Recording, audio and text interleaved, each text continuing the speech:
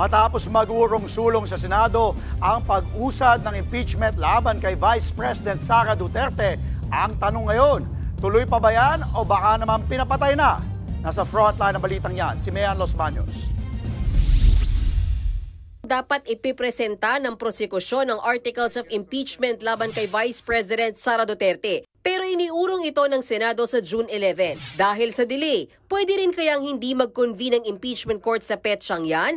Ayon kay Senate President Chis Escudero, in theory, pwede. Pero duda siyang mangyayari yan. Dapat daw kasi na may malinaw na rason para hindi matuloy ang pag-convene ng impeachment court. Samantala, anuman daw ang maging desisyon ng 19th Congress, hindi pwedeng pwersahin ng 20th Congress sa sundin ito dahil plenaryo pa rin ang mangingibabaw.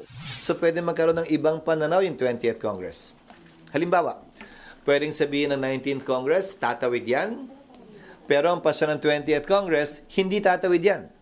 At i-dismiss nila. So, depende.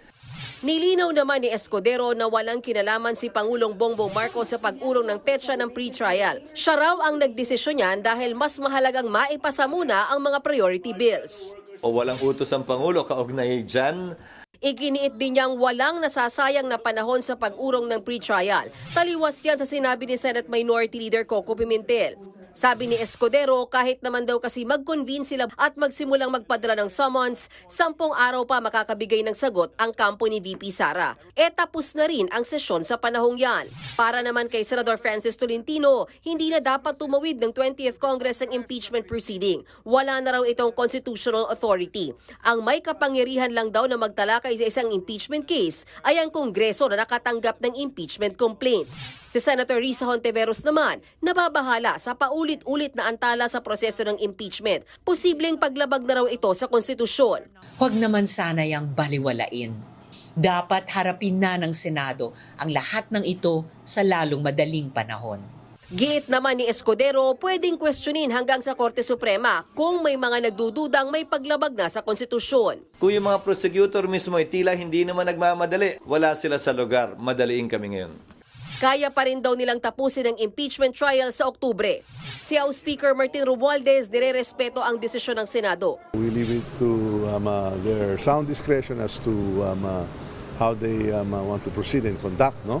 Ano pa man ang mangyari, nakahanda na raw sa paglilitis si VP Sara. I prepare for everything by making sure that I get the 8 hours of sleep and the vitamins that the doctors recommend that I take.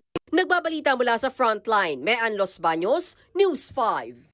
Mga kapatid, Dimples Romana po, kumpletuhin ang inyong umaga ng mga kwentong puno ng inspirasyon. Salubungin po ang bawat araw ng may ngiti at pag-asa. Kaya't mag-subscribe na po at mag-follow na sa aming social media pages ng News 5.